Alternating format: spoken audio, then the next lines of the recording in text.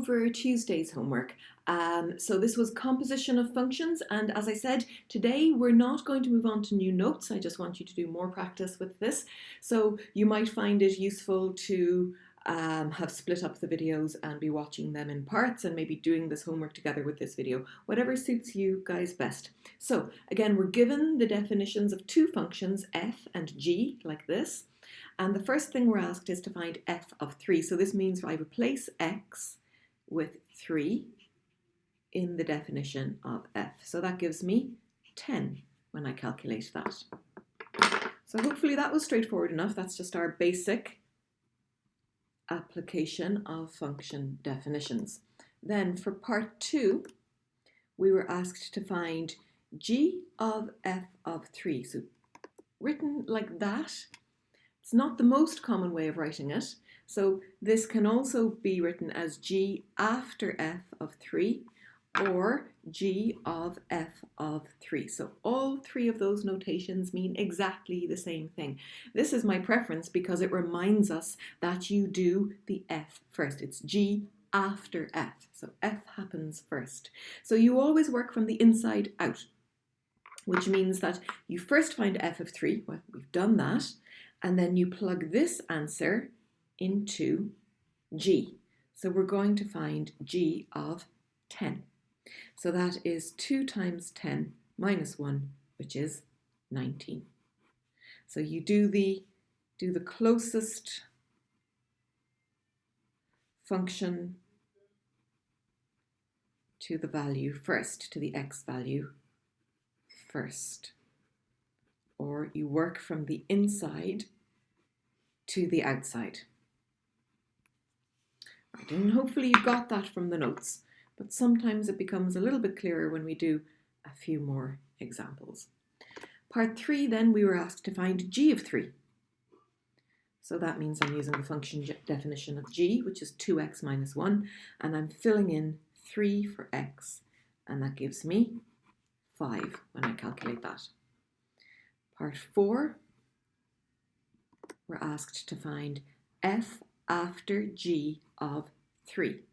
So if you want to, you can put in that little symbol there. That means after. So I found g of 3 already, so that's the same as f of 5, because I've already calculated g of 3, and that is 5. So that is f of 5, which is 5 squared plus 1, and that's 26. So you'll notice g after f of 3 is not the same as f after g of 3, because function composition is not commutative. And part 5, f squared of 3. Okay, what does this mean? This means do the function f twice, f after f of 3. Or if you prefer the double brackets, find f of 3 and then plug it into f. Again, well, we've already calculated f of 3 in part 1, and we found that it is 10. So because this is 10, this is the same as f of 10, and that means 10 squared plus 1, putting it into the function definition of f of x up here. So that is 101. Okay, so you see how composition of functions is working. You do one function and then you take that answer and you do it, and you take that answer and you plug it into whatever function is on the outside. So this is g squared of x, which means g of x, g after g of x. Or was it x? No, g after g of 3. So g after g of 3. Well, we've already found g of 3, and g of 3 was 5. You see it up there? So that's 5. So this is just g of 5. So that's 2 times 5 plus 1 using the definition of g of x, and that is 11. Part 7,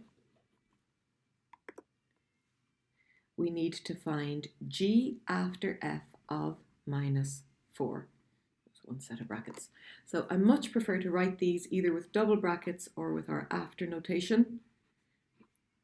G of f of minus 4. So we haven't found f of minus 4 yet, so let's do that first. F of minus 4 is minus 4 squared plus 1, which is 17.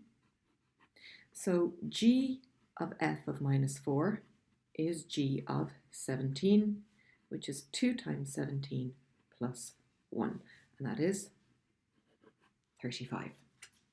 So if you're not sure where I'm getting these from, it's coming from the function definitions. We're always going back up to the original function definitions. And finally, part 8, f of g of a half. F after g of a half. F of g of a half. So first I need to find g of a half. And the definition of g is 2 times x plus 1. So that is 2. So f of g of a half is f of 2. And f is x squared plus 1. So that is 5. Now, and that's everything we needed to do there. So I want you to do a little bit more practice today with harder questions of composition of functions on page 240 and 241 before we move on to the next topic. Let me know if you're getting stuck on these, especially if you got stuck on any part of question 1 and still don't understand it.